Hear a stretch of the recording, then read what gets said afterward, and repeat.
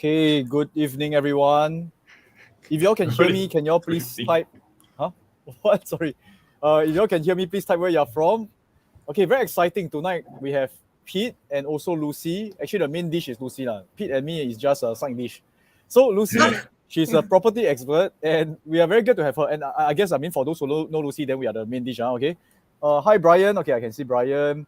And as mentioned, please feel free to ask any question. Tonight, we are going to talk about property, stocks, and AI. And the very exciting thing about Lucy is she is in Hong Kong right now, and she has been investing all over Southeast Asia. And later we can ask her a bit more about right now whether Hong Kong is an interesting opportunity, and also we want to find out whether there are any other opportunities around this area. All right, and Pete will be together with me here to ask Lucy question and really learn from her. And she can also ask us question about like stock market and anything that we possibly will know. Hi Lucy, can you give us a quick introduction? For those. Hello, Sean, with your sunglasses. Yeah, the sunshine in your room looks very good. So hello everyone. I think I also have audience from Hong Kong. So today very happy to have Sean and Pete from Singapore who join us. They are really the stock market expert. And I think before the COVID, they also came to Hong Kong from time to time to give seminars and talks. But now after COVID, so everything becomes online. So that's a good news. Now we can also communicate online. Yep. So hello everyone. Thanks for logging and yeah, hi. So for those who don't know me, hello everyone. This is Lucy. I'm from Hong Kong. So I'm a property investor myself. So in the past 10 years, I've been investing in Hong Kong and also in Southeast Asia, like Malaysia, Thailand. And in the recent years, I have also expanded my market to UK. Many of the people from Hong Kong migrate to UK, and I know Pete is also studying the UK market, right? So later we can also exchange more ideas about how's the investment market in different countries. Yep. Okay, so thanks for the introduction. And since we are talking about property market for a start, later we can talk about stock market as well. So, okay, you mentioned about various property market from everywhere in the world. Hey, Pete, you also look into UK and other property markets as well, right? Yeah, correct. See, everybody must wear glasses. Oh, like that one. Okay. Oh, like that one. Hey, no, but seriously, yeah. So I've been looking mainly in Singapore markets and also in the UK markets. And right now, I'm also exploring the US and also Japan market. Yeah. Why you're looking over the world? Why? Besides, just go to your neighbor there and then buy half price, then can really. Why it's so complicated? Over the world, isn't it very troublesome? This is called diversification. Is it? Or is it you all just want to travel and then find some excuse to travel? Lucy, actually, I think that's the reason. I think that's the reason, right? We got a very good excuse to travel around the world. We're going to see the projects and the things. Diversification. Hey, share with us a bit more. I thought it's always better to invest locally, but tell me more. So what are the views? Maybe I ask Lucy first. Yeah. Why diversify? So actually, I agree with you, Sean, that invest locally is always the first choice we do because as a local people, we always have a best financing. We also have the benefits from our local government. I think this is the same in different countries. We'll always give the more discounts and more benefits, and also the bank gives better offer for local people. So as a local, first thing we need to do is, of course, to leverage the local benefits you have. But the second thing is also about the risk management. I think in the past 2 to 3 years, because of COVID, right?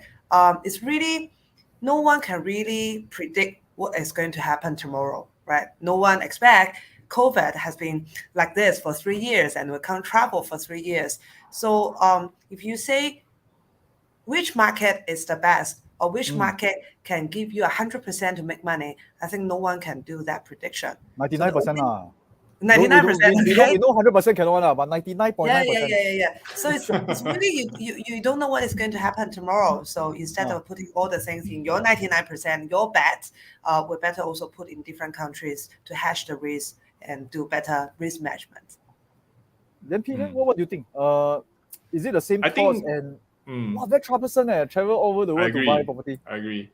No, Sean, you had experience in the US, and I 100% agree with you. It's like what Lucy said, when you invest in your home country, like for example in Hong Kong and Singapore, you have the home ground advantage, you have the regulations on your side, you're more familiar, you can touch the bricks and stuff.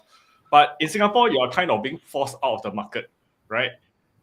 Because because now in Singapore, when you buy a second property, you have to pay 20% tax, right? So it becomes very prohibitive to build a portfolio. You can't really just buy any property so easily. In fact, if you buy another property, you pay 20% tax, and how long are you going to take to recoup those losses, right? How long are you going to recoup the tax? So it kind of wipe out your profit. So it doesn't make sense. And so for those of us who still want to build a real estate portfolio, then the only way is to look overseas. Yeah. I see. So is it the same in Hong Kong? Like you also get taxed after you buy certain properties and stuff like that. Is it the same everywhere in the world? Or So only for Singapore? Hong Kong is for our second property, residential property, we got extra 15% tax. But if you buy commercial or industrial, it's not. So I'm not so sure about Singapore. Your 20% is applied to all types of property or only residential? No, only for residential. So Singapore is 20% on the second one, and then the third one is 30%, 35%. Can't remember. Wow, that's a lot. That's really a lot. Yeah. And in fact, Singapore recently implemented foreigner stamp duty at a whopping 60%. Wow. Yeah, so any foreigners that wants to come to Singapore to buy property kind of gave up that hope already. Okay. Now I like Singapore. Okay, compared to Singapore, Hong Kong is better. Okay, for foreigners, we only charge 30%. Okay, not so much. Now you feel better, right? Now you feel better. Previously, I think Hong Kong is the worst. Now I think okay. Yes, feel free to continue to ask questions or comment. Hey, by the way, I just answered this one first. So if let's say you see any of us message you privately, this one is, how do I pronounce his name? Sorry, Yo Li. Yo Li. Oh, got strength. Okay. Friendly. Actually, it's friend. Not power. That one is profit. Profit, correct, or like interest, right? Aligned interest. Interest. So okay, if Sean or whoever, I won't DM anyone. Okay, I won't DM you to ask you to transfer me your crypto wallet or things like that. Please make sure don't reply, don't send the wallet and stuff like that. Hey, thanks for asking this question. Don't. Okay. Hey, coming back to here, because we also talk about AI, right? I just want to test this out, and then you all tell me whether it makes sense.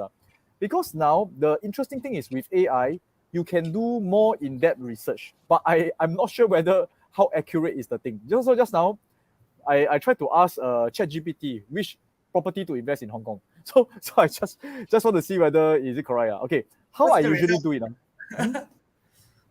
How I usually will do because ChatGPT you need to nurture them and stuff. So I'll say who is the best property investor on earth. Then they show me a few people. I don't know who these people are. Then I will ask who is that? Oh, the second one, Sam Zell, he just passed away recently. Oh, okay. So which okay, irrelevant knowledge. No you can see who is the children, then whether if you're not married, then go and whack the children. Okay, so they are always relevant knowledge.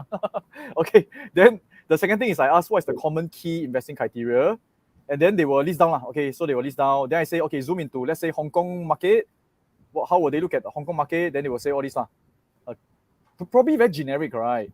Yeah. Proximity to whatever he says is correct, right? Okay, then I ask, I say, can you name specific key location? Then they say, okay, I don't know, Central, Causeway Bay, Admiralty, correct or not? So far, true or not? I don't know. Yes and no. Yes and no. Okay, so but it's a good start, right? It's a good start to get some information. Yep. But that's a beautiful thing. Okay, then I don't know whether these are real projects or not. Harbourfront Residences, Central Plaza. Is there such thing? Yes. Yeah, but not so popular. Not so popular. Yeah. Okay, based on the ChatGPT, if they pretend that they are the top investors using the criteria, they will zoom into all these possible location. No, I'm not saying that it's accurate. That's why I think AI may not have all the information, because some information is not put online. It is like during all these sessions where we meet up with our friends who are experts, have experience, who walk that place, then they will tell you more. Okay, but so far these three not worth investing. I don't know. Okay. I don't know. Then forget about the AI portion. Let's talk about the property portion. Yeah. How about stock market? If you ask the AI which stock to invest. Okay. I think stock market is a lot more I would say accurate. Seriously. Accurate. It's quite good. It's quite good. It's quite good, So first of all, I think Hong Kong, okay, let's say talk about Hong Kong exchange. Yes, it has went down for the past 5 years. But I think recently it is rebounding back. Okay, Yep. even the A little bit. a little bit. I Mm. think just now even I was looking at the housing. So I was sharing with. I mean, I was asking Lucy also. You see, the housing prices went down, and I think because recently they also opened up to China, right? So Yeah. the Chinese are coming in. Potentially, maybe can take a look. Okay, but later we talk about other places. But if you talk about stocks, right? Actually, I find it quite scarily accurate. Like, I will ask, what are Buffett's stock picking criteria? Example. So again, I will nurture them first. I will nurture as in ask the question first. Oh, sorry, a bit slower. Then the next question I'll ask, as you put, list 10 stocks in Hong Kong Stock Exchange that may fit the criteria. Okay, but I must put for educational purposes. Otherwise, they will be very humpty one. They're very scared one. Okay, for educational Yeah, they'll purposes. say that we cannot give you advice. Oh, I see. Ah, in table form, their ticker and their description. Okay, example lah. Let's see whether can or not. Sometimes they will, you have to prompt them a few times. They'll say, hey, cannot lah, I cannot do that. Okay, oh, sure. Here are 10 Sure. stocks. Wow, table form. Oh, this Nice. one of my favorite. Okay, Yeah. So nice. This one can buy in Hong Kong already. Wow, all Hong Kong. All Wow. Hong Kong shares. yes. All Hong Kong shares. Correct. So because I asked them, I asked them to. Oh, yeah, look at sorry. the You asked Hong Kong yeah. stock again, sorry. Yeah, correct. Yeah, these are all quite Mobile. solid company, to be honest. Yeah. Yeah, they are quite solid. Wait, then like that, at the end of the FB Live, we want people to come for our courses one like that, no need already lah. Shit, man.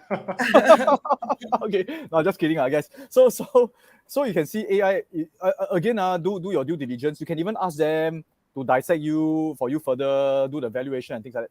AI is awesome. I mean, for stock market, it's really very good because Oh, it's this is very good, right? public listed.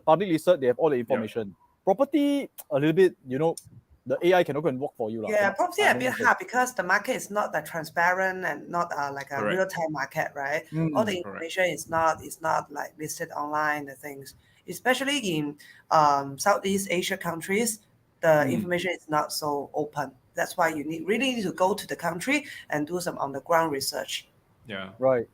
And I heard that recently, okay, because both of your common thing is, I mean, I hear a bit like you mentioned UK.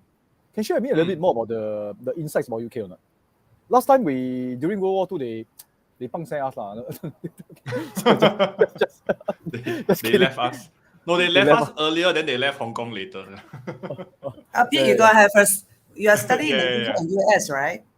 Yeah. So in UK, I personally have already invested. I would say the benefit of UK is that the foreigner stamp duty is actually not as high. So, for example, I think some Lucy you're probably aware of is that foreigner in UK, basically you pay 2% more in stamp duty more than the local, right? Unlike in Hong Kong, it's 15%, if I'm not wrong, for foreigner. For Singapore, it's 60%, right? So that on the get-go makes UK very attractive to foreigner. Another thing is that the one thing that I find more assured is the fact that UK has the most number of recognized universities that people go to, right? So there's a huge student population. So that also helps to kind of provide that rental pool to rent your place. And last but not least, I also want to invest in places. Just now Sean mentioned, hey Pete, why don't you just go across the river and invest in Malaysia or sorry, I cannot mention country yet. In our neighbor or another neighbor down below. Oh no, when I say neighbor, I really mean your next door neighbor lah. I didn't mean next door neighbor. I didn't mean another country. Okay. So I'm referring to another country, let's say Malaysia, Indonesia. Now, I just feel more assured in the UK, basically because the rule of law in UK is actually very similar to Singapore. In fact, the Singapore common law came from the UK. Yeah. Right? We adopted the UK law. I think that's very similar for Hong Kong. Yes, yeah. So it's kind of very intuitive to us. In fact, some of the terms that they use are also very similar. So it makes it just that much easier to invest in the UK. And I think last but not least is that, in Singapore, when you buy a property, I think we are almost going to fight with Hong Kong in terms of being expensive already, right? You buy one property is easily $1 million and above.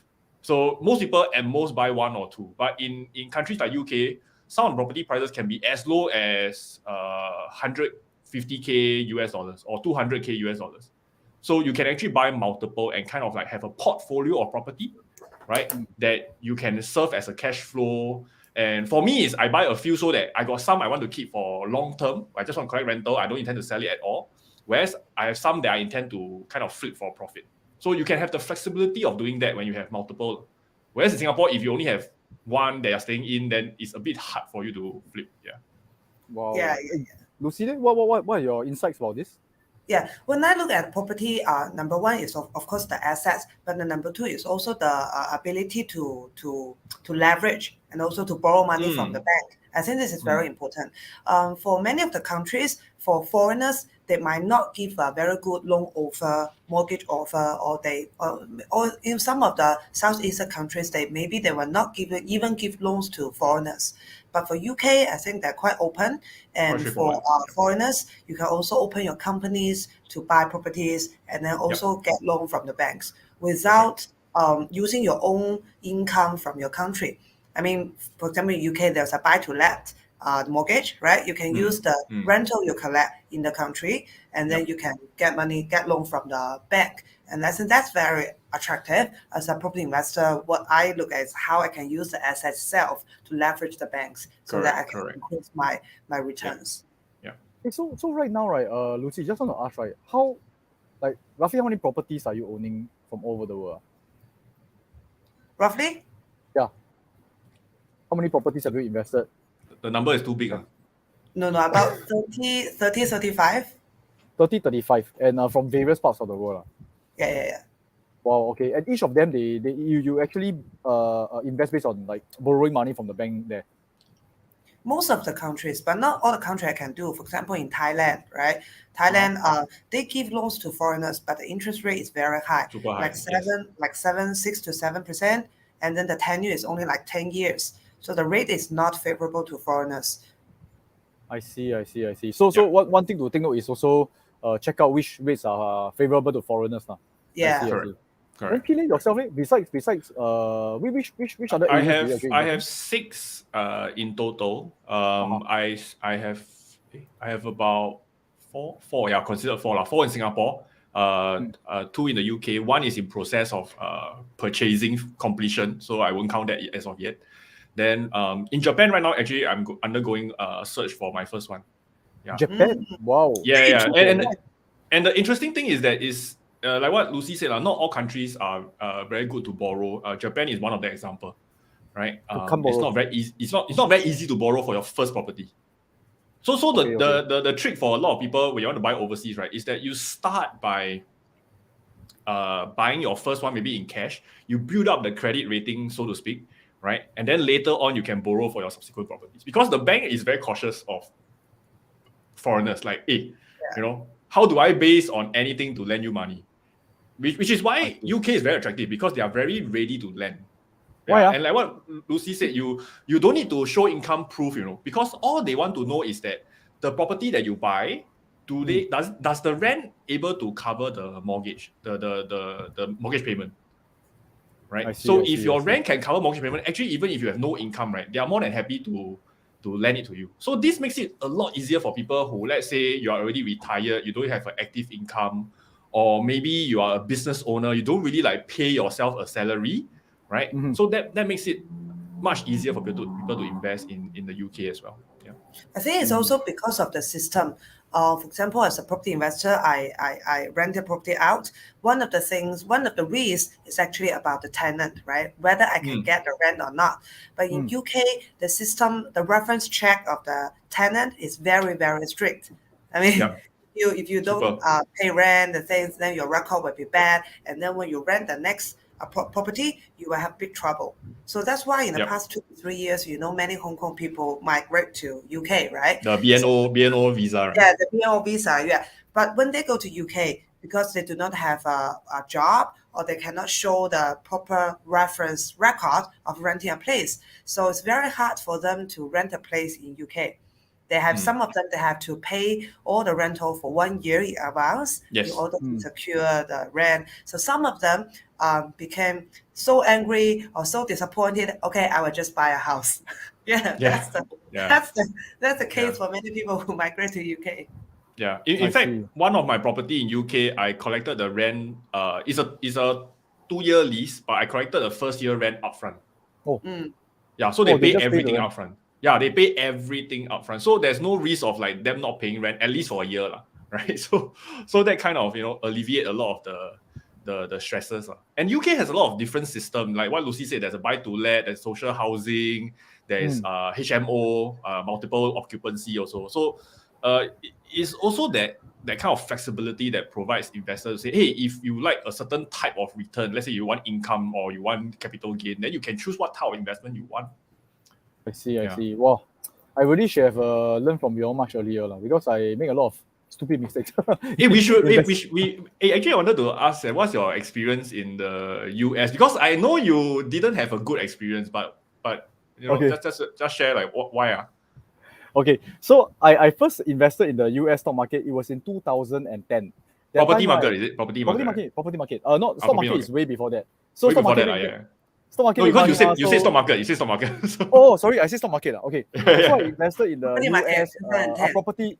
property market. That time, Yeah. we learned from this guy called Robert G. Allen. So he was telling us global financial crisis, Then Fannie Mae, Freddie Mac, they foreclosed a lot of houses. So that time there's a particular website called homepath.com. You can literally go and buy houses.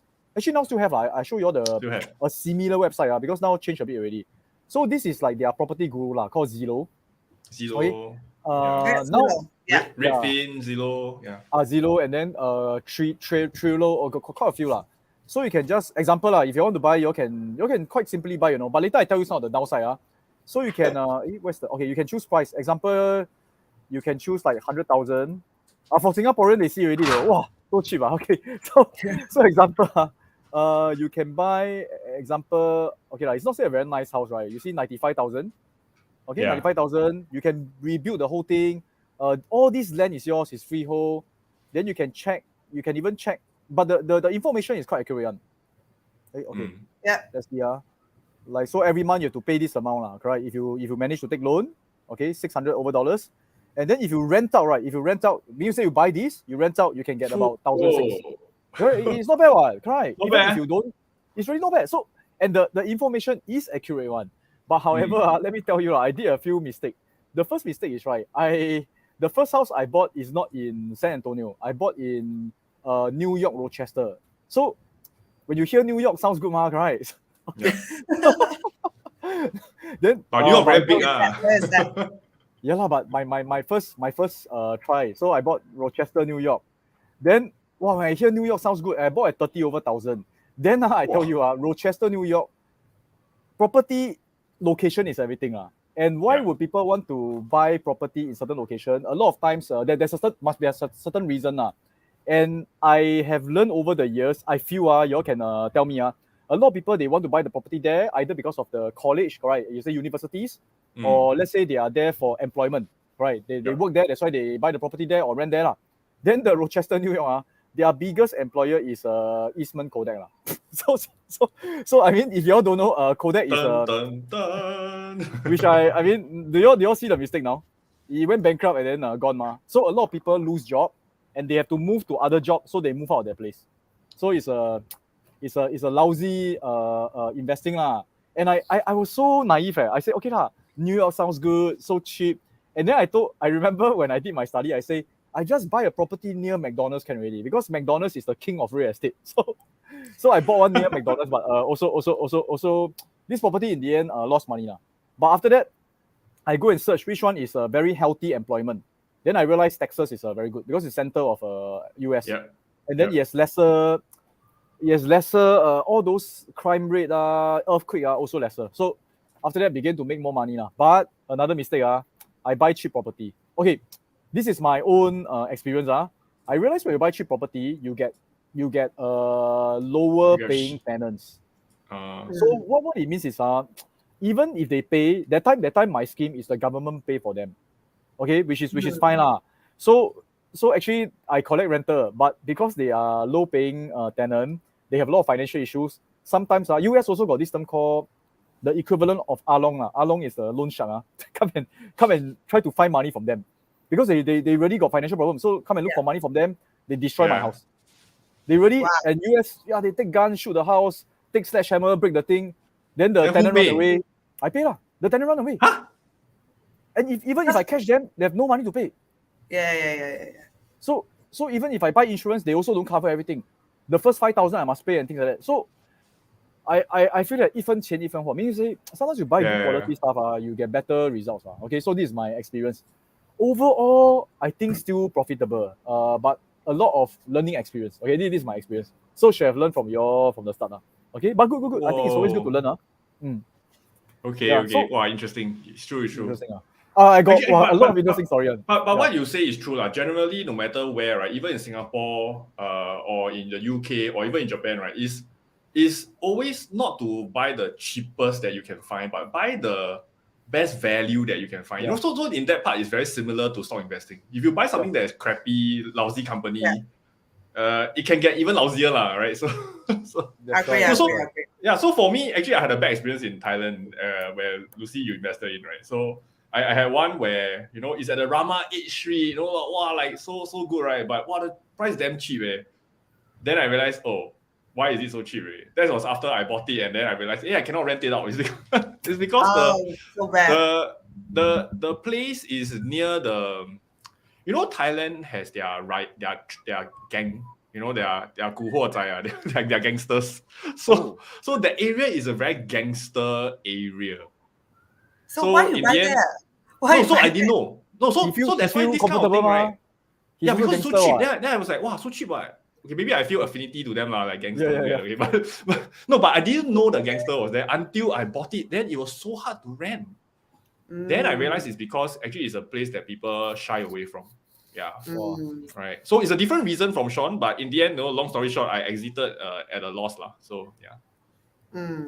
Yeah, so that was the pain. But if you buy the correct places, like for example, in Singapore, I think my property in Singapore generally went up like 20 plus 30% over like 1 year. It's crazy. I don't think it will go up this amount every single year, that's for sure. Right. And I think the UK one, the Manchester one, already gone up like 30%. So it's the same asset class, it's same property. Are they in good location, so to speak? Yes, right? But like what Lucy said, property is much more less transparent. There are a lot of things that you cannot find on ChatGPT, you cannot find on Zillow, right? Zillow will never tell you this area is full of gangster, right? It will just tell you this area very cheap or very good, I don't know, but so that's the thing. And another thing I realized is that a lot of times is when you go to the place, where does it face? How does it feel?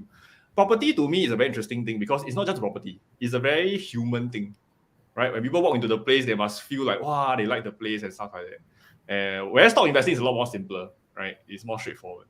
Yeah. Right. So how about Lucy? Like, how will you judge whether a property location is good? How do you start your search? What are some tips?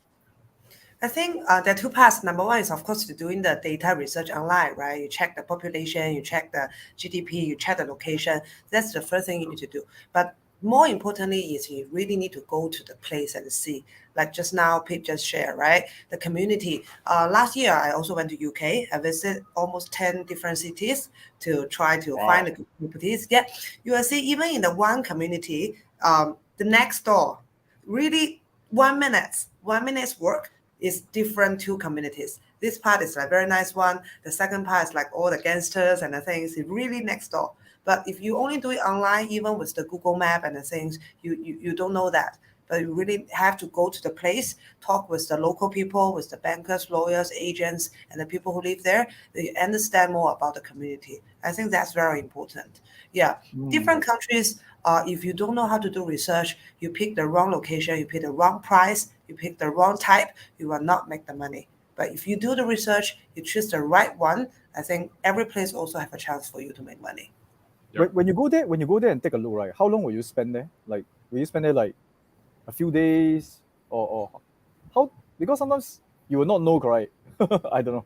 Like I say also depends on your experience, right? If you really got a chance to look at the properties, you go stay there for 3 months, you also don't know what is happening. But if you check out properties regularly, you know what to look at. A few days, I think you can get a roughly idea of the things already. Yeah, especially for UK, I think many of the cities is not so big, right? Yep. You go to the places, you do some research. A few days, you can get a rough idea already. And but then of course, if you really want to build up the portfolio, you need to build your local team to work with the agents Yeah. to see whether they can really work with you. That takes much longer time. I see. Wow, so the local team is one of the things that I guess, I mean, even in US, I was Very glad that important. in San Antonio, I got this very trustworthy agent that I worked with for years. There's a question about Birmingham. You all got any comments about that? How to buy property in Birmingham? Take So, a so suitcase I there, actually, then buy I actually lor. bought a place in Birmingham. The second one or the one Huh? under process? Second one. Yeah, so I bought one in Birmingham. To me, some people say, hey, when I tell people Birmingham, they'll be like, huh, where? Like where exactly is it, right? Because the famous city, of course, is London, then maybe Manchester or like Scotland and stuff like that. But Birmingham is actually the second largest city. A lot of people don't know that, right? It's the second largest city, and I see a lot of potential there because it's a relatively prosperous city. So I literally just go for the student crowd, lah, right? I want to have more certainty in rental, so I bought very near the Birmingham city. And the good thing is that Birmingham property prices are so much cheaper than London or even like other bigger cities like Glasgow or even Manchester, right? So yeah. So how to buy property in Birmingham? Go and find an agent there and go and buy. I don't know. It's the Like, same, I right? think, yeah, the buying process is the same everywhere, right? You can either go and find an agent or you go and look for listings, right? In UK they use Rightmove, this website called Rightmove. You can go and search for property yourself. But for me, I didn't go there personally. I got an agent to search for me. Yeah. I see. Okay, so I guess maybe what they mean is maybe like how to find an agent. How do you get started finding agent, all these kind of things? It's really a lot of hard work, right? I don't think it's so easy, right? For UK, maybe Lucy can share later on. I just share very quickly, right? For UK, there are two main ways that you can look for agent. One main way is you just go direct to your local agents. For example, in Singapore, there are some agency that specializes in UK as well. Or you can actually go to the Rightmove website, right? Then you can find the agents there on the website. So they will be able to assist you. You just tell them, hey, I'm looking for property in, let's say, Birmingham. This is my budget. I'm looking for this. I'm looking for what type of rental yield. Then they will just probably ask you a few questions back and forth a bit, and they'll just look for you, right? Then of course you need to discuss like what is the rental, the agent rate that you need to pay them. In UK it's quite standard. It's usually 10%. Yeah. I see. Yeah, Okay, I think the okay. information is quite open for UK market, right? All the listing, everything is there. But of course, UK is very big. Many of the agents, they only specialize in a particular regions or districts. Correct. They're more familiar. So you have to do some research to narrow down your locations, and then you can meet with different agents. But the one thing I also can share with Pete, I think you also experienced, right? Yep. For people in Asia, we are looking at efficiency and we are very fast. But the people Oh yes. it's like very slow. Oh, I wasn't going to say it, but since you mentioned it, yes. Okay. Every day you can only expect them to do one thing for you, okay? Only one thing. Yeah. So for those of you from Singapore or Hong Kong or anywhere that's more efficient, right? When you go to UK, just taper your expectations a little bit. They're a bit slower. They're a bit relaxed. After 5, they will tell you, oh, after office hour, I won't reply you, that kind of thing. So yeah, but they do get things done. So you can actually what I would suggest for Daljit, right, is that really find a few agents to really test it out and discover which one suits you the best. Yeah, I think that's the most important thing. And also in UK, the thing is different. Maybe in Singapore or in Hong Kong, our agent is like one agent. They can do multiple things, right? They help you to buy, they help you to sell, they also help you to rent out. They're very happy to serve you because they can get money from different services. But in UK, it's like they will split into different agents. Like the sourcing agent is mainly focused for the buyers. They will charge you and then find deals for you. And then they're also called real estate agent, which is they will help the seller to sell their properties. And then they also have letting agents who mainly focus on renting out the property. So it's a different agent, different specializations. You may need to find different agents to do different things for you. Not one agent, Bulgaria. Right. Yeah. So you do need like a whole team for it. I just curious. Okay, I think a lot of people also asking if they are new, how do they get started? And also maybe you talk about the potential.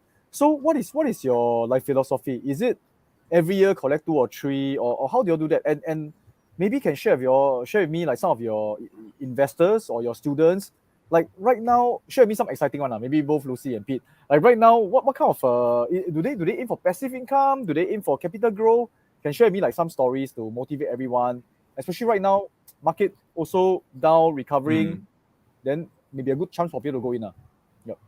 Lucy, Yeah. What exciting like student success story have you seen? Yeah, exciting. Why last year? Last year in Hong Kong, we're still like during COVID. When we travel, come back, we have to lock down or have to lock in the hotel for like 7 days, 14 days. I still take the time to go to UK and travel back. It's because I think for the past 2 to 3 years, most of the people who invest in UK, their property price go up like 20%, at least 20% for the property price. But the price go up 20% means they make more, correct? Because they don't pay the whole entire 20%. I mean like The down UK payment. property, let's say the UK property is 100,000, they pay down payment of, let's say, I don't know how much is that, 25,000. But when the price goes 20% means from 100,000 to 130,000. Yeah. Then they make 20,000. But actually their investment is only 25,000. So they make how much is that? About 100%? it's More than it's 100%. Yeah, 100%. Near, correct. So that's how it goes, 100%. right? But of course, not many of the people really look at buy and sell within 1 to 2 years. But most of them are happy, right? When you buy a property and then you see on the book the value is going up, then you feel happy. You will buy more. You will start to build a portfolio. And also during the COVID, I think in the first 1 year, because the market is not doing good and the interest rate also is low. I think some of the foreigners even can get our students can get interest rate like 2.5 something, 2.5%. Wow. Right, at the lowest point. But of course, later when the bank increased the interest rate, now it's like 4 or 4.5. But still, comparatively, it's very low interest. And then this is the interest rate, it's the cost. The other way is you also look at the passive income, the rental return, right? In Hong Kong, in Singapore, our normal rental return is 2%? 3%, yeah. 2 to 3%, right? That's the normal rental return. But in UK, if you really look at the locations, you find a good deal, the rental return can be up to like 6, 8, or even 10%.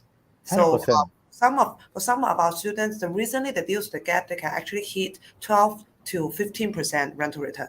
So if you calculate the money, and it's really like a very good cash flow, and even the better things is in UK, you can have a mortgage rate called interest-only plan, which means you only return the interest.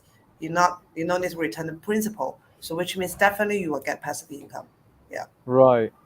So, but I think it's very important that's where you work with the locals or like a good team. Because I mean, when I went to do the US one, right, my rental calculation is like 20% one, but come back to have 20% because people trash my house. And also, a lot of other costs that I didn't realize have. So that's why it's very important to work with someone who actually knows how to do it. Otherwise, on paper looks very good, I can tell you. Yeah. Then Peter, have you seen like very amazing like returns from properties? I would say the thing about property, right? Maybe on top of just saying like good returns, I think Lucy already mentioned the returns part, right? I would say why I personally went quite heavy into property, despite me being actually also mainly a stock market and options investor, right? It's because after being in both market, if you look at historical trends, the property market actually on average lose to stock market on an average return, right? On a year-on-year basis, stock market maybe return about 9 to 11%. Globally, property is about 8%, 6 to 8%, depending on which country. So it's quite a fair bit lower, because if you compound this on the 30-year, 2% you compound 30 years is a huge difference. Yes, millions. But then the question is, why Pete, you as a stock investor, you still go and buy property? Why don't you put everything into the stock market? And there's two main reasons. One is of course the leverage that you can do, which Lucy already mentioned. But the second thing is that while property market kind of generally in the long term provide lower returns, but from my experience, when I bring my clients to go and look at property, I do consult for them, right? I realize most of the people who invest in property make money, right? So this is very interesting, right? It's like, okay, stock market is a better return place, but less people make money, versus property, yes, is a lesser return place, but most people make money, right? Then you ask yourself, where do you want to be? right? You want 50% return, which is stock market, let's say 50% return, but maybe your chance of getting it is like 20%.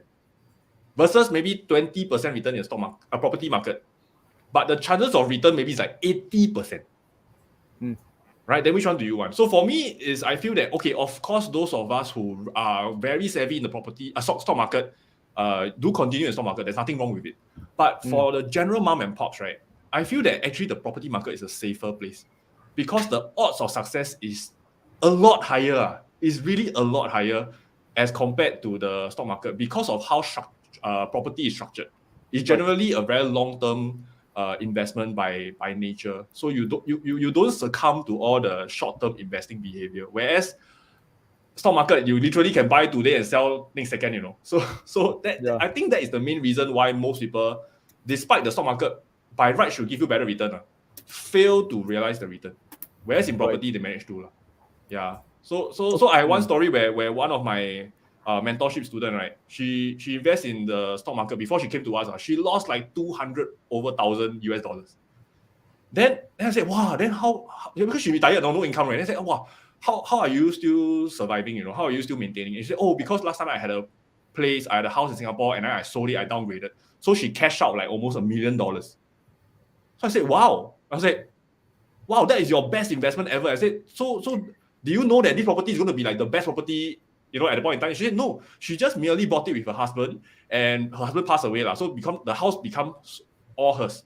And all she did was she just stayed in the house for 20 over years. Right? And at the end of it, she collect the reward, $1 million plus.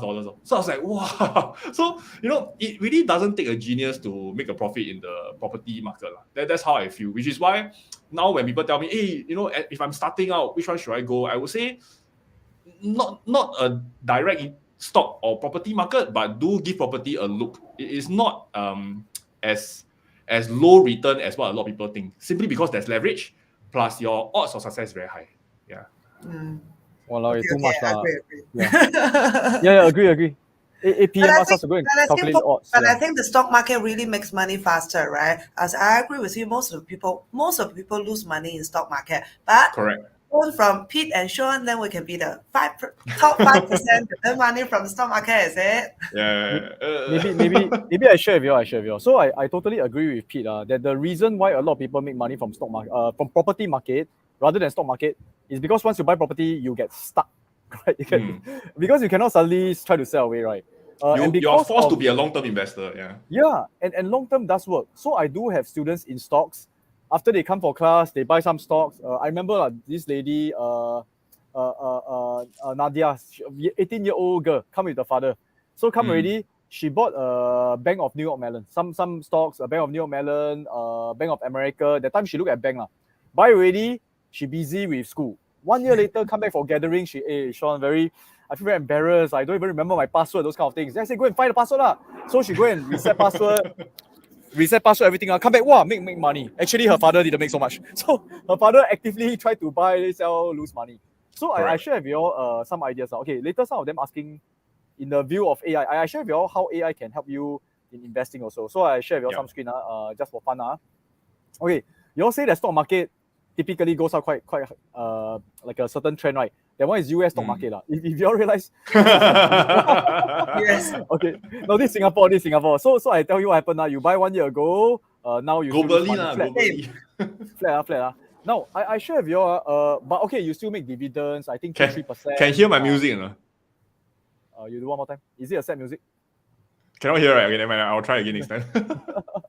Okay, so in case you all don't know, this is the STI ETF. Now, this is a website called TradingView. You can see, right? TradingView. You can see or not? Yeah. Can. TradingView. I want to share with you, right? Now with ChatGPT and with AI, right? You can do a few things. Let me show you some things that I think you can think of doing. Okay, I mean, for those who want to learn more, that's where you go and find out more. Okay, you can actually test strategies on it. So let me just load one strategy for you. Now, this particular strategy, right, it is a certain criteria. Later, I tell you how to get the criteria. They will tell you when to buy, when to sell. Can you see that? So even though if you invest in STI ETF, right, you make $0, but if you use this strategy, right, okay, wait. Can you see your net profit is about 10%? Okay, I think they put 1 million. Okay, 10%, and then percentage of profitability and stuff like that. So you can see the drawdown is about 4%. Meaning to say, if you load this strategy and then buy and sell based on the indicators, okay, the indicators, you make money. And then if you say, okay, this strategy make me money, right? But then I don't want to be buying and selling every day, because I will kanchong, right? Let me show you something amazing. Nowadays with technology, right, you can see. So once you are okay to buy and sell, you can straight away connect to your brokerage. Let me see. Example, Interactive Broker. Connect, they will auto trade for you. So because the past has been making money, and you say, okay I take maybe $1,000 and then I trade based on the signals and what's your stop loss, those kind of things. Everything settled for you. Now, why do I think this may help some people? I'm not saying that this is perfect, by the way. Why this may help some people is because, as Pete mentioned, once you do the auto, if they auto set up for you, then you don't go and see then you don't go and kachao it, you don't go and touch it. Maybe you can make money. Maybe you can make money. Now, let me share with you, right? So, for example, you want to test strategy. Okay, let me show you guys this. Wait, entire screen can show. You can see. Okay, so example, I show you this, right? Let's say you say, okay, strategy tester. You can go to ChatGPT and say, okay, example, what is Buffett's investing criteria? Wow, see spelling mistake, they can understand. Okay, so he will have the criteria, correct? So example, they will come out with a few. Then I will say, write the code. Right? You see what I type? They are typing, but you see what I type? Write a Pi script. Pi script is the trading view one. Based on the above setting the entry and exit. So I want Warren Buffett to invest for me, and this one is not technical indicators. Then they will have like valuation and things like that. Okay. Wait. Okay, so they will type. Let them finish talking first. Nowadays they talk quite long. Okay. So I click. Let's see whether can or not. Sometimes you must sayang it a bit, revise it a bit. Oh, this one really taking some time. Thinking. ChatGPT is thinking. Still thinking. Wow, really? This one test them. They say, wow, how to write the script. Okay, but basically, as he's thinking, really, I think a bit hang already. Never mind. Let me try one more time. This question is too hard. This question is too hard. Wow, I win the AI. Write a Pi script based on Buffett's criteria. Oh, okay, let's see. Okay, you see? So they will come. Nice. They will have SMA one. Oh, interesting. ROE, can you see? They have all these criteria for the fundamental analysis. I mean, for those who don't understand stocks, I tell you, it's something that we can see, profit margin, debt to equity. Then you just copy, and then paste inside, right? Then they will actually seek out whether this one is a correct stock, and they will buy and sell based on Buffett's entry and exit. And if it's making money, back tested, you just click auto trade and set aside maybe, okay, $2,000. Help me do this on, let's say, S&P 500, or help me do this on, let's say, Disney stocks or Tesla stocks. Or if you're talking about AI stocks, maybe you can think about NVIDIA. NVIDIA is a very powerful stocks. So these are some ideas. AI makes a lot of things a lot more accessible. Whether it becomes easier, I don't know. Sometimes the more choices you have, the more you backside itchy go and do funny things. But I can tell you a lot of possibilities. Personally, I don't know how to code to that extent, but ChatGPT can help you code. So, but I don't know, can help you go and search for property like that and then buy. And no harm trying. You can just go and take these codes and just do a simple back test or do a forward test. Just put $1,000 at it, try and see how it goes. You can test Turtle Trader, John Templeton, all the different super investors. Take $1,000 and then they become your fund manager for you. Oh shit! Why am I sharing all this? Now we lose our job already. So nice. No, and I think that is the key success. Why property so many people make money is because the system is structured in a way that you are not able to have those very impulsive decisions, right? And that's what the AI is trying to do. And the good news is that guess what? Property already has this AI built in for you already, right? In Singapore, you don't sell in the first 3 years because you're going to get heavily taxed, right? So same for UK. There's also certain holding period. So that actually helps a lot, right? But I wish the code, right? Maybe ChatGPT one day can code something like this to find property. That would be fantastic. Yeah. I'm sure have one. It's like they will be able to check out all the property transaction. Maybe they will link it to the Google Map and help you go and go and walk and Yeah. then test the temperature. If I'm walking, do I sweat or not? I don't know. Yeah. Well, good idea. Maybe we should code something like that. Then we sell the software. Then we make the Yeah. money. Okay, That's Yeah, a good actually idea. in US there's a company doing this, is that they will just it's like a recognition pattern. So they will ask the agent on the ground to take a video of the place, and using the AI, right, they will tell you, okay, based on the video, this place the condition is rated as how much out of 10, and maybe how much renovation you need to do, how much money you need to pour in. Oh, Yeah, something like Wow. that. It's still quite preliminary because they use like all the past photos of all the other properties that they have seen before to kind of do this. But I think it's in the step of in the right direction. Amazing. But one thing I feel that very hard for people to replicate Place. in AI, right, is the human emotion part of it in property. Yep. Yeah, Actually, when you people buy mentioned that, houses, a lot of people is like, wow, doesn't feel right. Then you are like, huh? What does doesn't feel right mean? Like what the? It's like, got ghost. like, yeah, you just can. They Feeling. just tell you like no feeling, right? There's no feeling to the house. I'm like, what? Like, because to me, houses is just numbers. I treat property like stock market. But to some people, when they buy a house, they need to have feeling. They need to feel good. They need the ambiance must be there. The parts must be correct. I don't know, right? So that part might be difficult to replicate. Hey Pete, I tell you, you when you mentioned that, right? Because the first time I went to the Rochester, New York one, I didn't go and see. So I just bought off the shelf using the Zillow and stuff like that. The second one in San Antonio, right? I went there, I meet the agent. I tell you, they can feel one. So this is the thing that they have the sixth sense. After they have so much experience, they go there and sense they can see certain things. The construct what do they call it? The person who helped me renovate. They call it the contractor. The developer. The developer. It's not developer. I mean, it's they call it contractor. Basically, it's just to they remake the house to make it nicer. Oh, the contractor that renovates the place. Yeah. He went there, he saw a house, he said, hey, I feel something wrong with this house. But the house looked very nice. I tell you, looked very nice. Then in the end, you know what he did or not? He went to the backyard, and then after that, right, he don't know what, go and poke something into the hole and stuff like that, go and dig.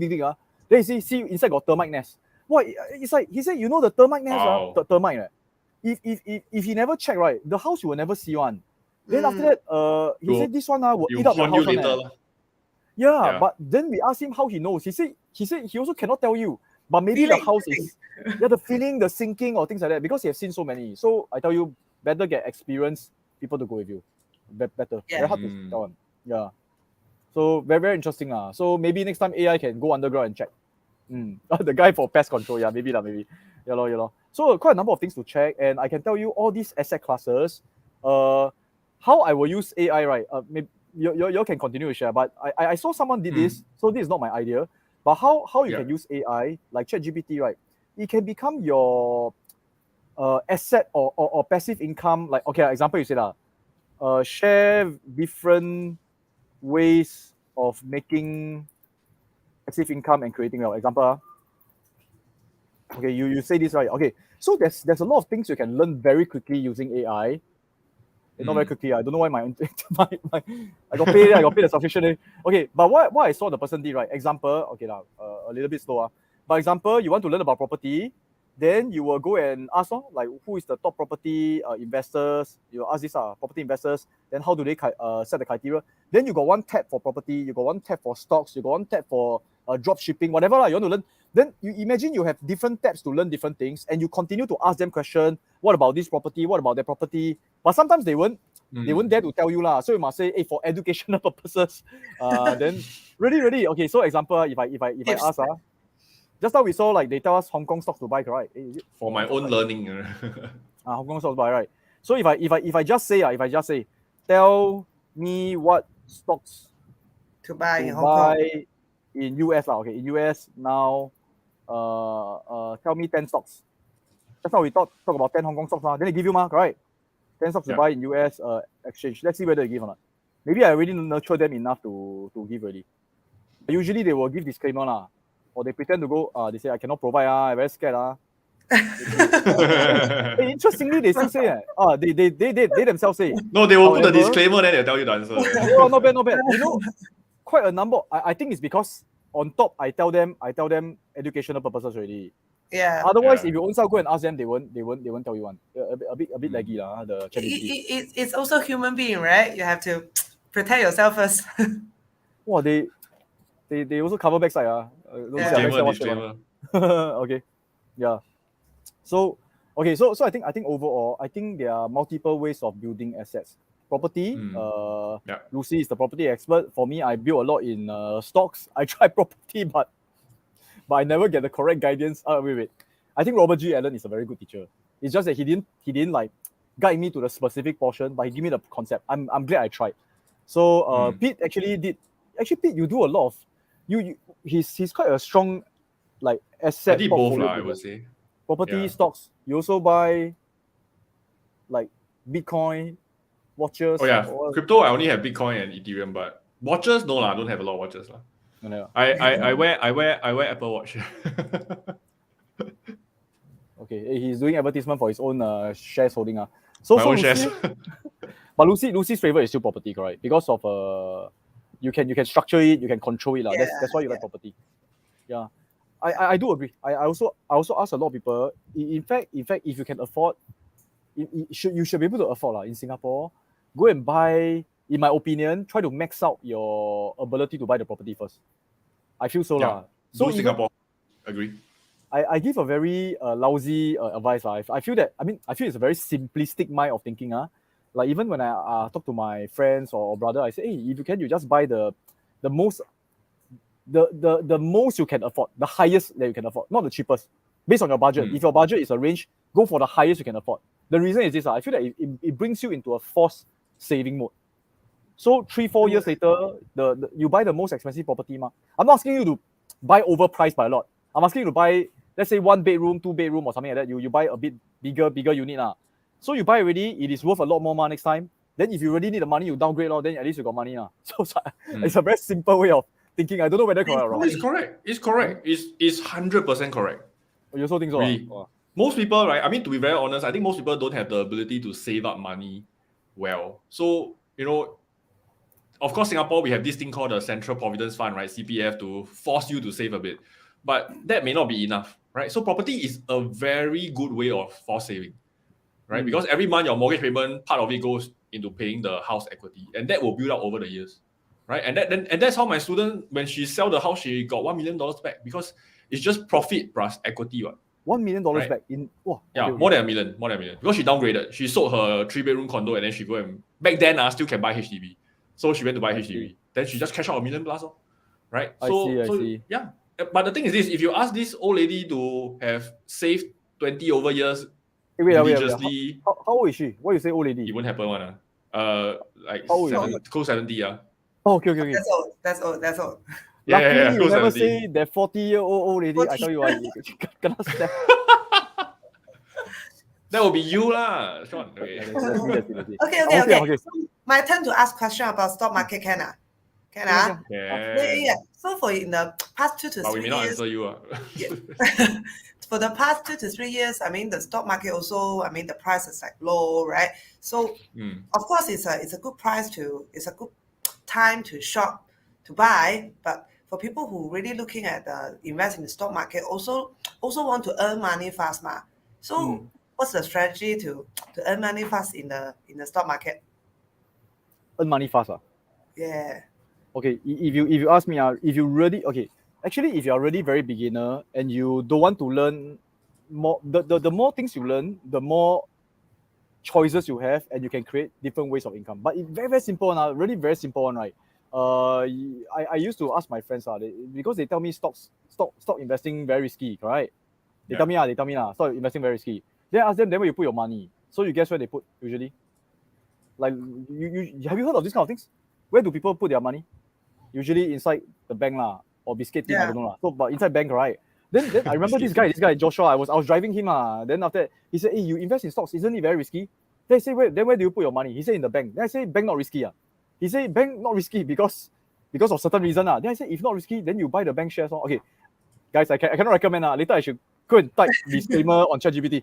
I say you go and buy the bank shares because if they take your money, they will go and invest, and then they will make even more money. And if you buy the bank shares, every about half a year, you will get dividends. In fact, that time I remember I was driving him, then we stopped. I was checking on my handphone. In fact, the dividends, if you buy now, about 1-2 months later, you'll get. About 1 month plus later, you'll get. I say, you invest now, right? You will experience your first passive income ever. I want you to start getting into the momentum of like experiencing, wow, Now I have the ability to create passive income. Dividends is one of the easiest and really the most passive. That one really no-brainer one. Yeah. That being said, it's never confirmed. Some companies, if they close down, the bank close down, that one quite serious. Okay, if they don't do well, you also get it. But this one is the fastest way. The more sophisticated way, I mean, for us, we write options, we use option strategy. The returns you can get is can be quite disgusting one, as in, but that one requires higher level of skills and also a bit more monitoring. I think Pete got a lot more up his sleeve. So you also got method that don't use money to make money on, right? Your synthetic long call, they have various ways, yeah. I'm not sure how, I would say if Lucy, you're asking about pure beginner, right? I would say just start with buying shares first. I think that's the basic method. That's the first step. I think that's the first step to everything. You know, recently I went to Omaha to go Warren Buffett's AGM. I don't know. Lucy, you remember Warren Buffett? So, of course. Yeah. So I went to see the old man in person, right? And this year, to me, the main takeaway, right? The success of the old man is that he actually bought a lot of investment. He did a lot of investment in the past. And although right now you look at his portfolio, right, there seems to be only like 13 investment left. That is the main one, right? That makes up the bulk of the portfolio. But actually, the story is that he did not start from the 13. He actually invested like 300 over from the beginning. And these 300 over slowly trimmed down, right, and become the 13. So to me, the main takeaway for a lot of new investors, let's say you don't want to put in too much effort, right? Maybe options needs a bit of effort if you want to achieve the returns like what Sean said. But let's say you don't want effort. One way is that you just go and find good companies, and the criteria is quite straightforward. You can learn from courses, learn from Sean, learn from me. It's just about understanding what is a strong company, right? And then you buy like 30 to 40 of them, and you just leave it. Basically, that's what Warren Buffett did. He bought 300 over companies, right, in his whole lifetime. And he just left it as it is. He did some buy and sell here and there, yes, but the majority of the time he left it as it is. And basically, those companies that didn't make it just die, just become zero. But those who make it, right, the 13 of them that made it become what Warren Buffett is today. It's like more than $300 billion. Right? So to me, it's like shocking, because last time when I talk about investment, I always say if you see a bad company, you should sell. But actually, if you want to be that passive, you just make sure you cast your net very wide and you buy a large amount of good companies at the very beginning, right? And those who make it will more than return your portfolio, really. And after he said that, right, I went to check all the strong investors. I realized it's true for almost all of them. Yeah. Almost all of them is like that. It's only 1-2 investment that truly make the difference. But is it because they concentrate on this 1-2 investment from the very beginning? The answer is no. They casted their net so wide, but it happened to catch that one good investment, and that one investment go up like 40,000% and return the whole portfolio. Yeah. So to me, that is the key takeaway I got for Warren Buffett. Yeah. So just invest in his company share like you are managed for us, right? So like, if you are starting and you haven't learned options yet, that would be the first thing. Of course, if you learn options, like for example, we talk about BOSS, selling options or even buying options, then that's a different game, right? You can play in if you're more active. But let's say a passive, actually, Warren Buffett's way is actually quite doable. Yeah. Buy and forget. Buy and forget. Yeah, it's not say buy and forget, but he buy a lot and forget. Buy a lot and forget. Forget how many you buy. Yeah. Yeah, because if Warren Buffett only buy 10, right? Think about it. He may not hit the 13, He might be scoring 0 out of 10. Actually, he quite jialat. Yeah, but because 313. Yeah, it's like 4% hit rate, But imagine the best investor in the world just hit 4%. He become 300 billion. So to me, that is a very, very good encouraging lesson. Very encouraging, yes, because I know that even as mom and pop retail investors, right, you don't need like outlandish returns. But one thing that maybe Warren Buffett does that most people cannot do is to sit on the butt and don't do anything after you bought a good company. I think that is truly the hard part. Forget. Yeah, to really like set it aside and say I'm not going to touch it, right? And that's the toughest part. And to Warren Buffett, the amazing thing to him is that as he get more money, right, he just keep on investing. I think that is also the formula to success, right? He can't possibly buy 300 from the beginning, Yeah. right? So his Yeah. early lifetime, I looked at it, he bought like 40 over. But the second half of his lifetime, he went bananas. Every year, he will buy like 20, 30, 20, 30, 20, 30. So he constantly invests, and I think that contributed to the success. He really cast the net very, very wide. But of course, does he do his due diligence? The answer is yes. Yeah. So please, guys, don't take this advice wrongly and go and anyhow buy. No, don't do that. Okay. But this is amazing. So it's like I should hire people with lousy memory, dementia to like buy the stock. Then they forget money. Suddenly really make money. Actually, it's true. Like I mentioned to you, the little girl who forget the password, never do. In the end, people who like buy long, but she also lucky lah. No, actually not lucky lah. She buy BK all that. This is based on Buffett's criteria also. So don't expect you use Buffett's criteria is 100% make money one. Now we realize only 4% chance to make money. But still, exactly. What the heck? It's quite consistent throughout all the strong investors. Of course, not everybody 4%, but you know Joe some people got a bit. John Templeton. Some of them got even higher percentage, right? So like when I was queuing up to go into the Berkshire AGM, right? I was queuing up with this lady, also quite old 60 plus with her son. Everybody old to you, Everybody old to me. I'm very young. She's so young. No I'm already 30 plus already. Okay, so I was talking to her. I said, hey, how long have you been coming to the Berkshire AGM? And guess what? She has been coming for 21 years. Wow.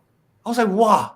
I was like, you're so free. I come every year. Okay, but anyway, because she stayed in US, so she comes every year. To her, it's not that far, right? Compared to us from Singapore. So I said, oh, so what made you bought Berkshire 21 years ago? Yeah. And you know what she said? So she said, previously, she used to stay in Omaha, right? And she actually went lunch with Warren Buffett once during a neighborhood gathering. And back then, she didn't know that this guy, Warren Buffett, is like going to be so famous. Back then, he was just known as Warren. That's it. He was the neighbor Warren, And basically, Warren Buffett back then was sharing like, I ended my partnership. I started a company called Berkshire Hathaway. So she just bought like a few shares Listen carefully, a few shares A few shares. Like I think 6 or 7. I don't know. I can't remember what she said. And that investment right now is 99% of her net worth. A shares. Meaning what? A shares. Because back then only got A shares. B shares didn't happen until very recently only. So I was like, what? She said, the rest of her investment, right? Because she is like not very savvy in investing. She anyhow invest. She go and buy scammy stuff. Go and do investment scam, right? She lost everything. Every other investment she made, right, was just rubbish. But Berkshire made her a millionaire. One share is about near 500,000 now, near half a million. So half a million buy, US dollar, right? USD, right? So I was like, what? They said, that's why she comes every year, because she's very thankful that she cast her net so wide that she bought Berkshire, I guess. So, the thing is, she never sell. She didn't sell. Imagine her friend also buy. Then, make 100%, 200% they sell. Now they also come every year. So I didn't manage to ask her why she never sell, but I suspect, to be very honest, because when I was talking to her, right, she was trying to add me on the WhatsApp, and she had difficulty touching her phone. Like she don't know how to use it, So I suspect it's not that she didn't want to check her portfolio, right? I think it's that her inability to check her portfolio actually saved her butt, Yeah. Then she become the millionaire. Yeah, she became a millionaire. And she was like, I bought a few shares. Then I was like, huh? Then I was like, I also bought a few shares, but mine is B shares. Yeah. Is she married or not? No, just kidding. Okay, so married lah, got son already. Her son married or not? Never mind. It's just kidding. So if you say, so just now we're saying the strategy, the so-called strategy is buy a lot and forget, right? But if for a normal... Buy a lot of good one and forget. Not just buy a lot and forget. Just kidding. I mean, but if for a normal investor, like their fund for investment is limited, right? Yep. If you have unlimited fund, of course you can buy, keep buy, and keep it. But for those normal investors who really have limited fund, do you have any suggestions how they can get started or how they can do this? Actually, that's the beautiful thing about stocks. You have limited fund, you can literally every month save, then buy 1 or 2 shares. So you were talking about 20 years ago, right? Let me see. Berkshire Hathaway 20 years ago, probably a couple of thousands only. So so it can affordable one. And some shares maybe a few hundred. I mean nowadays And a now lot you can of, buy fractional shares. Yeah, nowadays they buy fractional shares. They don't have to buy the Yeah. full shares. You can like let's say Apple is $100, right? You can buy like $10 of Apple if you want. Yeah. So it's possible. In fact, the beauty of stock market over property that I cannot deny, right, is the fact that you can start with a very, very small capital. Yeah. Yeah. And like what Warren Buffett did, initially he only bought like maybe 20 companies and then he slowly until he bought 300 companies. Right. So 300. I'm not saying you need to buy 300 companies, but you can start with just buying maybe 3 companies first. Then 1 year later, you buy another 3, you buy another 3, buy another 3, buy another 3. Then you are slowly casting your net wider and wider and wider.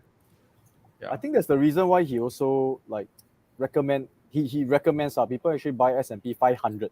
You whack one ETF already buy 500 shares. Oh, Then- but there's a difference. There's a difference. There's a difference between what Warren did and what S&P 500 is doing. Oh yeah, Because, please share. yeah, because if you buy S&P 500, right? Okay, what Warren did is he basically buy 300 company, let's say evenly, right? And he just let it run. So those that gain in value, right? He did not trim it back down, Rebalance, you know? yeah.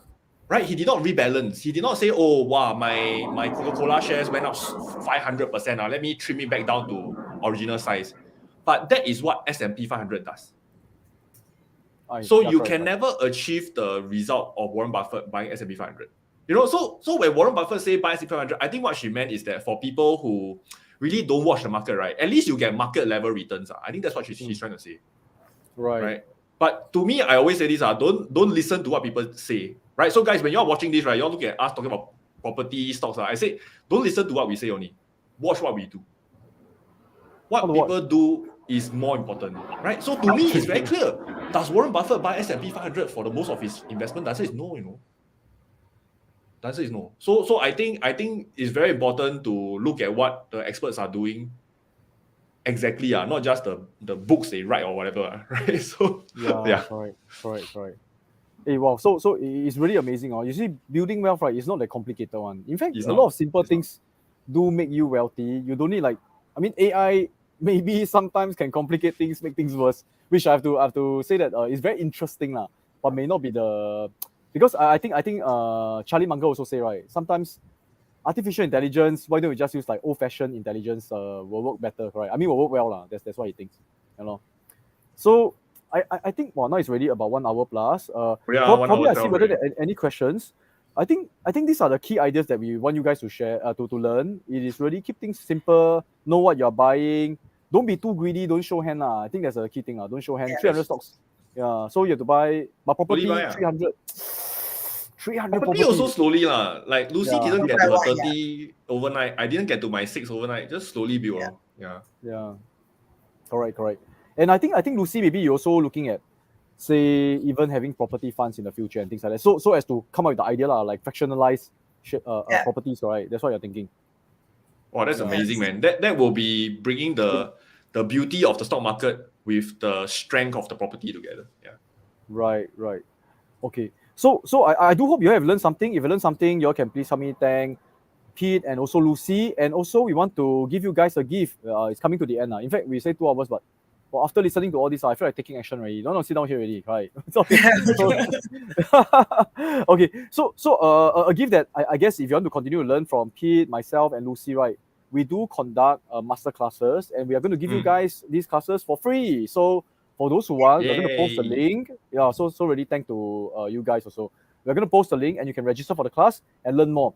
The things that we're going to share in the class, right? Maybe Lucy, you can share what you'll be learning. What you'll be sharing in this masterclass. Yeah, so for my side, I'll be sharing about how to invest overseas, because for the local market, as all of us have our properties already. But the next step is how to build up your portfolio and then leverage on the overseas market. So I'll be sharing my strategies and also my case studies, how we do in overseas market, how you can start with one property first year, and second year you can like duplicate your like 1 becomes 2, 2 becomes 4. Every year you can double your portfolio size. Wow, double your portfolio size. So, okay, can we post the link so that they can register? Let me just check. And for ourselves, right, I will be conducting a class on options. Okay, this one is more advanced, but it's very, very interesting. So sometimes, right, it's very interesting because some people say, hey, then I should go and start from basic don't worry. During the program, masterclass, I'll be teaching you basics as well, and I'll be bringing you through the whole spectrum of things of how to eventually even get the disgusting level kind of income that you want to get. Okay, so this is Lucy's program. Wow, very Can long. we just Okay. can we just post the link? Just post so the that- link will do. Yeah, just post yeah, the just link. post the will link. Otherwise, I don't know whether they can click on the Facebook. So help us one more time to post the link. And for us, this is the link. Okay, I posted this link. Yep. Next Level Academy, Sean, Lucy. Okay, this one is for the options class. In fact, I will highly recommend you guys to learn as much as possible. So, like you can see, Pete, Lucy, myself, we continuously learn from each other. And I learned a lot of things today. Okay, so let's recap. What are the key things that you learned? Maybe Lucy, what is there any key things you learned today? One key takeaway from each of us. One key takeaway, we just share. From each of us, yeah. Yeah, the thing is, I think is don't be too greedy, right? Just like what you have, how much money you have, you just get started. Then every month you do one, and then next month you do another one, and then take the patience, and then you will accumulate your wealth. Right. And Pete, what do you like learn, and also key takeaway? I think now everybody remember me as the 300 stocks. but I think to me, really the main takeaway, other than the 300 stocks, right, is to be it stocks or options on one hand or property on the other hand, right, is to find the one that suits you the most, right? The investing is not a one path to success. I've seen investors that achieve success using different methods, but the ones that are successful chose the one that they are suitable for, right? So I would strongly suggest that everyone just, keep your mind open, go for both property by Lucy and also options by Sean and myself to know that, hey, which one suits you. And the cool thing is this, you don't even need to choose one. You can do both, right? Like myself, I'm doing both. I have a stock market portfolio with options. I also have a property portfolio. And that kind of helped to balance out, right? So when the stock market is not doing well, property market is doing well, that's great. Or vice versa, right? When the property is not doing well, then your stock market can also outperform. Yeah, so that's my main takeaway. Don't have to choose one. Keep your mind open. Can do both also. Excellent. So my key takeaway is there's gangster in Thailand. So okay. Okay, but let me share with you. There's gangsters all around. There's gangsters in property market. There's gangsters in stock market. And what is very important is while all these asset classes can make you rich, right? But you go into the gangster area, you get stuck into the lousy assets. So it's very important, right, to not just like look at numbers, read out and things like that. Stay in a community, go and learn from experts, people who can feel and sense the market. I can tell you that one is very invaluable, right? So this is my key thing that I want to share with you guys. Thanks a lot to everyone who joined this. Thank you, Lucy. Thank you, Pete. Thanks, Sean, Please for help me inviting. thank them again. Thank you, Sean. I'll be updating all the like key links right onto our Facebook description. Then you can go back there and click. Okay. So really thanks you guys. If you all want more of this, help me type more, and we will be coming up with even more exciting strategies on how to build your assets, build your wealth in this current economy. All right. Thanks a lot, everybody. See you next time. Thanks, everyone. Have a good evening. Bye. Bye. Good night.